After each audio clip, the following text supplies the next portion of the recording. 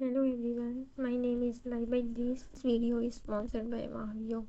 Today we are going to bridge one of the most difficult gaps in our field, the gap between clinical institution and data science rigor. We are going to take a journey from the biological reality to the data science, all the way to software engineering required to track that virus across a city.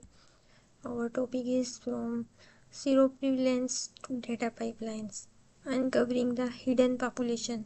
Let's start by defining the role because it is very different from the role of doctor. Okay, look at the image on the left side. This is the clinical view. If you work in any hospital, this is your ward. Your priority is your patient. That is on the bed right in front of you. You ask, does this person have a fever? Do they need oxygen? It is immediate, it is tactical, and it is vital. But now look at the right side. This is the data science view. Okay, in public health we do not treat the patient, we treat the population. Our job is not to fix the broken legs, it is to figure out why people keep falling down the stairs. Okay. We care about the hidden population, the people who never walked into the clinics, the asymptomatic carriers, the people who are sick but staying home. If we only look at hospital data, we are flying blind. To visualize this problem, we use the iceberg metaphor. This is the single most important mental model for infectious disease tracking. What we see on the news is the tip of the iceberg. These are the people who felt sick enough to drive to a testing center, wait in line, and get swabbed. This is very specific self-selecting group of people. Okay, but now look at the mess underneath the water. This is the true infection. This includes the people that are asymptomatic, meaning people who have virus but feel fine. It also includes the mild cases, people who just took an aspirin and stayed in the bed. And the last one is the untested people, the people who wanted to test but could not afford one or could not get to a clinic. So how do we see underwater? We use the seroprevalence method. Okay, unlike a PCR test which only finds the virus while you are sick. Okay, an antibody test, serology, is a historical record. It finds the footprint the virus left behind. Even if you never coughed once, if you have the antibodies, we know the virus was there. Now focus on this box that is on the right side. Okay, this shows an example. If hospital record says that 5% is positive, but our antibody survey shows 15% have antibodies, we have calculated the underreporting factor. The virus is 3 times more widespread than the government thinks. The number that 3 times is what changes policy from stay calm to lockdown. Okay, so we need to find this hidden population, but we cannot bleed every single person. But it's too expensive and takes too long. We have to sample down. But here is the catch. Where we look determines what we find. Okay, look at scenario A, that is on the left side. Imagine we decide to set up a testing booth at the local shopping mall. It's easy, it's cheap, and we get lots of people on the shopping mall. But who are we missing? We are missing the homebound elderly people. We are missing the sick people shivering in bed. We are missing shift workers who cannot come at 2 p.m. in the mall. This is called selection bias. If we use this data, our results will be trash. And now look at the scenario B. This is the stratified sampling. We divide the city into a grid that is like a chessboard. Okay, we make sure we test some people from the rich neighborhood, some from poor neighborhoods, some young people, and some old. We force our sample to look like the city. This is the only way to get the truth. But even with the perfect grid, reality is messy. Sometimes you just happen to interview too many old people, or maybe young people refuse to answer the door. If your sample does not match the census, you have to fix it mathematically. We use a technique called weighting. Think of it like a physical balance. For example, if we accidentally interviewed too many elderly people, we downweight them, okay? We make each of their votes count for say 0.8 of a person. If we could not find enough young people, we upweight them. The ones we did find, we make their data count for 1.2 people. We are balancing the scales so that our dataset mathematically resembles the real population. Okay, now the next one, the danger of naive averages. Why does this matter? Let's look at the concrete example of what happens when you ignore weighting. Imagine a city with two districts, District A and District B. District A is small, dense neighborhood, high virus transmission, and District B, this is huge, sprawling but low virus transmission. In our study, we tested 50 people from District A and 50 people from District B. If we just take a simple average, a naive average, we might say, oh, the infection rate is huge because half our data come from the hotspot. But look at now at the right side. That is the reality. District A is teeny. Only 20% of the population lives there. The vast majority of people live in the safe zone. That is District B. If we do not adjust for population size, we will panic over a small cluster. We must calculate the weighted prevalence. When we do the math, the rate drops and we realize the city is actually safer than we thought. The takeaway is a naive average is almost always a lie in the public health. Okay, no test is perfect. Okay, we found the right people. Now we run the test. But here is a harsh truth about medical diagnostic. No test is perfect. Even in the best labs in the world, there is noise. We measure this noise with two variables, the sensitivity and the specificity. Sensitivity is the ability to correctly find the sick people. If sensitivity is low, we get false negatives. We tell a sick person they are fine.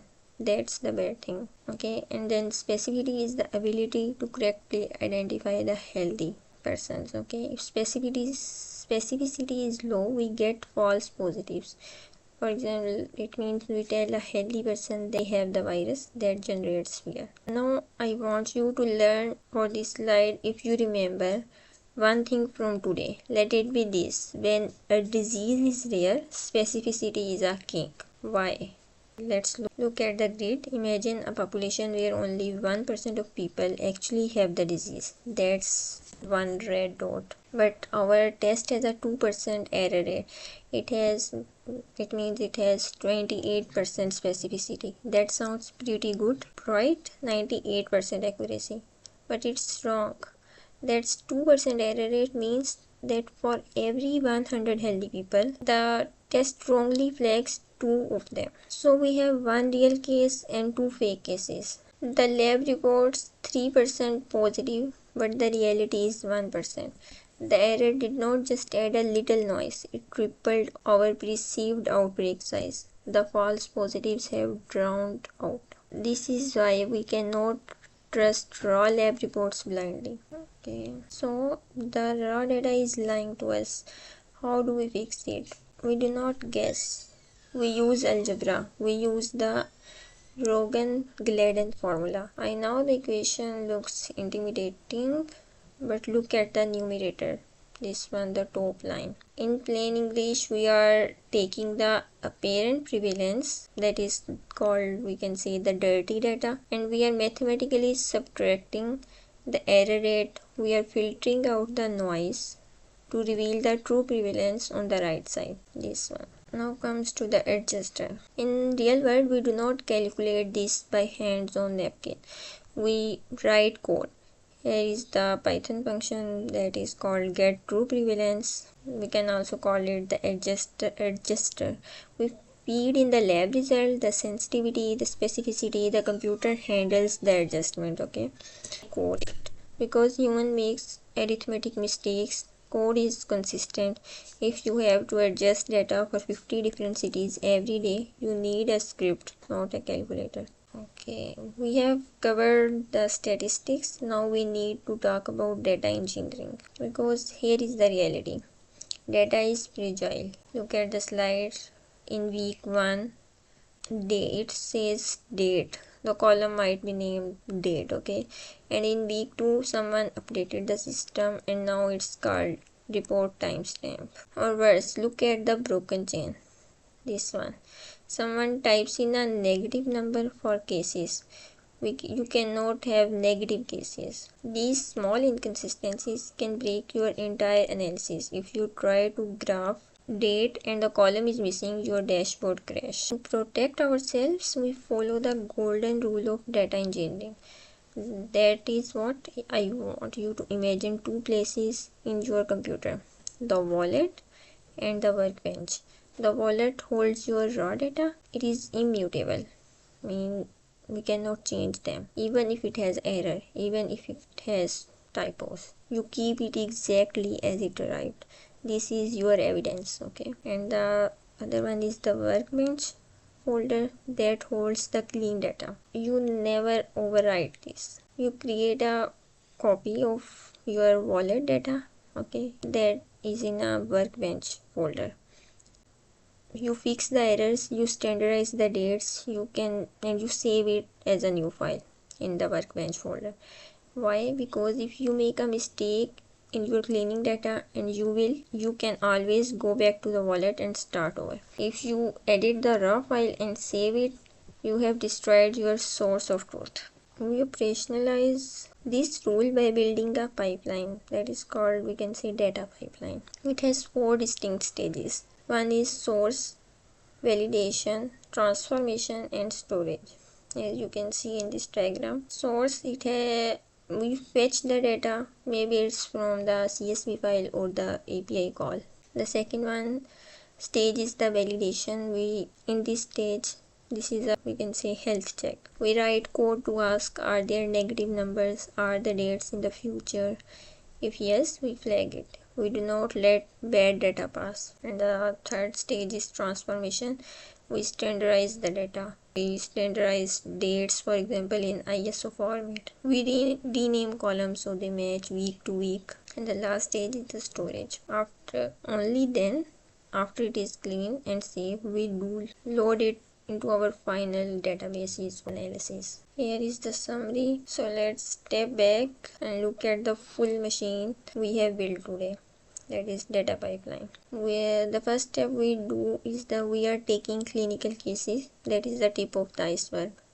Okay, we are running seroprevalence studies to see underwater. We are applying sampling and weighting to correct for human bias. And we are running it all through our robust data pipelines to ensure our software does not crash. This is how we move from a guess to a system-wide understanding of the outbreak. Here is the learner checklist. Before you start your project, ask yourself, have I identified the hidden population? Have I corrected the bias, stratified sampling or weighting? Have I adjusted for test error using Rogin-Gladden formula? Have I validated my pipeline to protect against fragile? If you can check these 4 boxes, you are doing clinical data sciences. Thank you for listening. Now open up your IDs and let's write some code. Okay, here you can see we are building the data pipeline in this file. We have imported the pandas library and the date time module, that is standard Python library. Our source data represents a common real world scenario, a list of dictionaries simulating a fetch from an API or database. This one. In a perfect world, this data would be clean, but as you will see in a moment, we have got some poison in our dataset that we need to neutralize before it reaches our strong storage layer. Okay, you can see in this line here it shows case is equal to -5. That is not clinically correct. or it's not possible in medical or statistical context. We cannot have a negative occurrences, so this is logically impossible. Now look at the date formats. Here, this one, first two rows are same, but in the last row it has different date format. That is not consistent. We need to clean this data. So for to validate this data and clean this, we have to create this function that names validate and clean.